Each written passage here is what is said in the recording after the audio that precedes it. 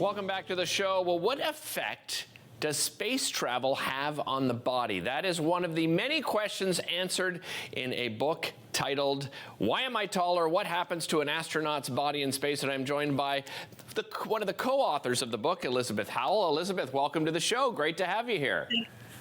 Thank you for having me back. Elizabeth, yeah, let's talk about that. I mean, let's dive right into the subject matter. What effect does space travel have on the body, especially extended periods in space?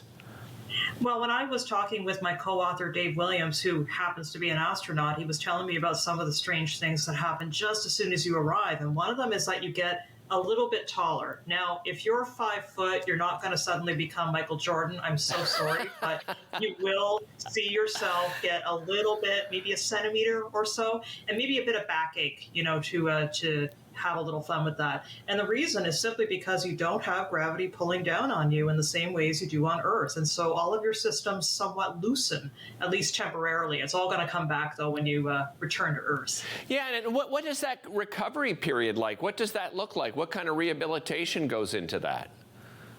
Well, it's typically 1 day for every day you spent in space. So if you're in space for 6 months, you're going to have a long, long journey when you get back. And so pretending that you were, say, Chris Hadfield, and you spent, 6, 7 months on the space station, what happens is you get back, there's a couple of days where you can't really walk very well. You might need a walker or some sort of assistive device to help you. Don't want to stand up in the shower, really. You can't drive for about 3 weeks until you get your balance back and your depth perception. And then in terms of getting back to a normal, healthy, 30 or 40-year-old exercise routine, it's going to take you probably a few months, just to make sure that your bones and muscles are strong enough for jogging or yoga or any of those exercises that you enjoy. As most people know, 60% of our body is water. Obviously we have, blood flowing through our bodies as well. When it comes to the distribution of sort of the liquids in our body, what effect does space have on that? Well, it has what's called puffy face syndrome, and yes, that's an actual name. And what happens is all of the fluids begin to migrate here to your head, which isn't great, right? You start to feel that stuffy nose effect like you do when you have a cold. And so thankfully that's also temporary, but it also means that you have to really think critically about how to be protecting yourself, especially when you come back from Earth. You don't want to have any sort of sudden fluid shifts while you're returning. So sometimes what astronauts will do is they will wear a special little suit, a G suit, to be kind of keeping the fluids in place.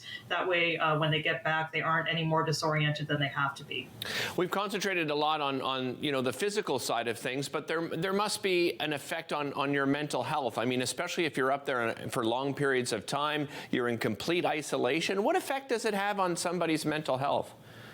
I think that any of us that were sitting at home during COVID-19 really began to understand that during the worst of the lockdowns, right? It's really about trying to find connections with others as best as you can. And so just like many of us, they actually jump on video and they talk to their families that way. And they also have regular check-ins with a psychologist that make sure that if they need any adjustments to their workload, or if they need an extra phone call, or maybe like Chris Hadfield, some time with the guitar, they're going to schedule that in. One of the interesting things I found in just the information in the book is that we can actually learn something from giraffes when it comes to effects on the body. That's just one thing that stood out in the book to me. You've got to explain to viewers what we've learned from giraffes. Well, giraffes have very tall necks, very tall bodies, as you might have observed. And when they lean down, the problem is the blood. If it all rushes to the head, that won't be a good day for the giraffe, right? And so you want to have some kind of a counter mechanism to stop that from happening. And so what happens is, very simply put, you can read about it more in the book, but when they lean down to eat, which they need to do, there's a measure in their blood vessels to keep all the blood from rushing down. It kind of stops it before it gets too far. So that's a good principle, and it shows that we can learn from the animal world. Like maybe in the future, for example, we could figure out how to hibernate, and that would make it a lot easier to get to Mars, where it might take 8 months. First you get bored, then you get sick. How are you going to figure out how to land on the surface safely? Maybe you hibernate and it takes some of that stress off of your body and mind. Yeah, and with that hibernation, you would be looking at fasting. So that would bring me to my next question is, what about nutrition? What are astronauts eating on these missions?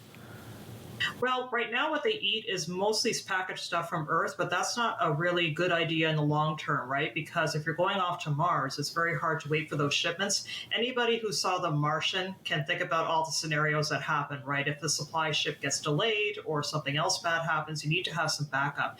And so what they were doing in the movie and in the future, I'm hoping, is plants. And so if you grow plants on the surface of the moon or of Mars, you now have a whole new system. And we're even looking at eating things like crickets and sort of Oh, dense, yeah. nutritious, rich ideas to get your system happy. And crickets are perfectly edible if you know, and you can even add some toppings to them under the right conditions. And so these are all experiments. They're all kind of early stage, but already we're growing plants on the International Space Station. They just made a crop of tomatoes, really beautiful. Wow. And they get to eat some of them and then send back the pictures to Earth and try and make it better for the next time.